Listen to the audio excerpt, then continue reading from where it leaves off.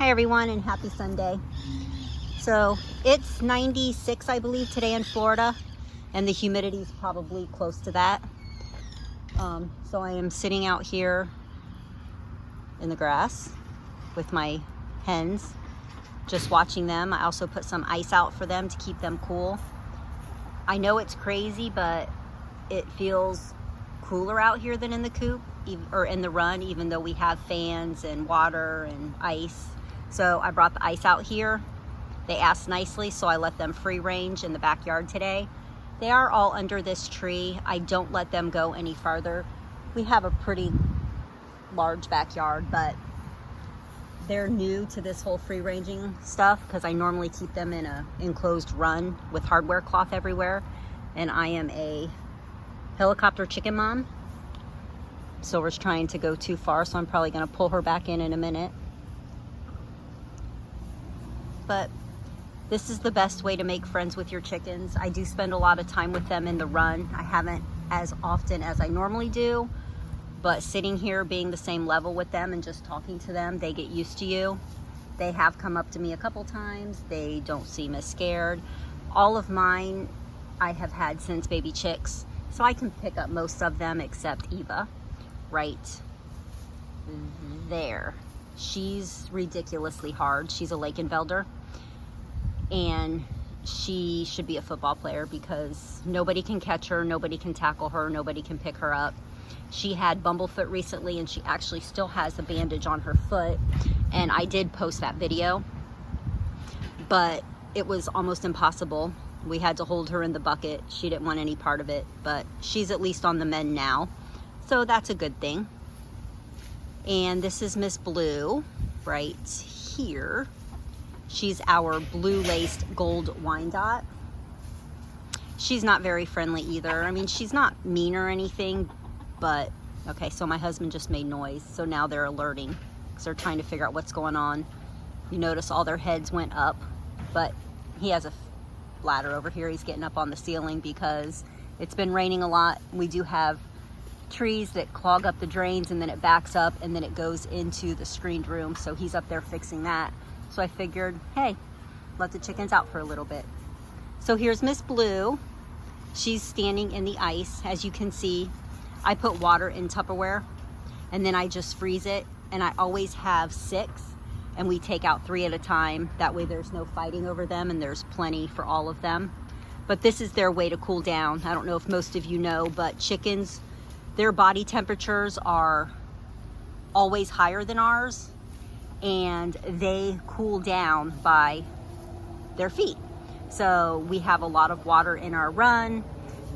One of our waterers actually has cinder blocks in it, and it absorbs all that water, and that water gets that cinder block nice and cool, so they stand on it to bring their body temperature down. So here's Blue standing in the ice. They also drink it.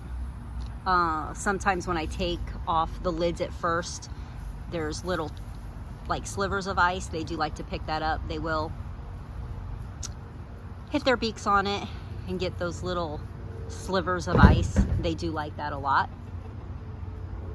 And I have learned, having chickens, I know where the word chicken comes from, and I know why scaredy people are called chickens, because every little sound freaks chickens out. Right, babies?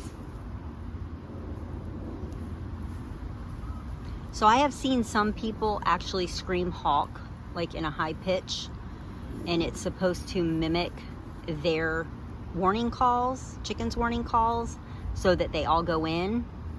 Anyone else do that? I'm wondering, because I am going to let them free range a little more. I won't let them out here by themselves. I'll make sure somebody's always out there with them, but I think it would be nice, especially when it's so hot out, that they get this nice grass and that they can just have a little bit more room. Although our run is, I think, 38 feet by 10 feet, so it is quite large. They do have a lot of room. They do have a lot of shade in there, but it is all dirt because in that, I say small space, it's really not that small, but they do eat all the grass. They eat anything that pops up or even tries to pop up in there. So I think this is good for them to come out here and get the bugs and the lizards. Last week when I had them out, we have a black snake that hangs out in our yard. He's probably only maybe 3 feet, maybe 3 feet long. He's not very big, he's not very old, but I saw him slithering from the wood pile across the fence into this, whatever bush this is. And I didn't notice him, my chickens noticed him, and all of a sudden they all beelines for him. Of course, I freaked out. I know it's just a black snake, it's not gonna hurt them, but being a paranoid chicken mom, I did kind of freak out a little. So I pulled them away from that. Too bad I didn't get that video because that was pretty funny of me freaking out. But so I hope you all enjoyed this little short video of my girls. If you have any questions about any of them, please let me know. Drop a line if you saw one and you want to know what breed it is. Let me know. I'll be more than happy to tell you that. I do have 14 chickens and I have 14 different breeds. The only 2 that are close is I do have 2 Wyandottes, and the only one we knew was a Wyandotte was Blue, but she was sold to us as a blue-laced red Wyandotte, but she's a blue-laced gold Wyandotte, and she's beautiful, especially in the sun. And our head hen is a blue-laced gold Wyandotte, but she was sold to us as, I don't even remember, but it was not a Wyandotte. The only Wyandotte we really wanted was a silver lace because of how pretty they are, but we didn't get one. We got a bluebell instead. So if you have any questions, here's Olive back in the ice. She's my smart one. Please let me know. If you like what you see, please make sure you like this video and subscribe to our channel. And as always, I hope you have a great rest of your weekend.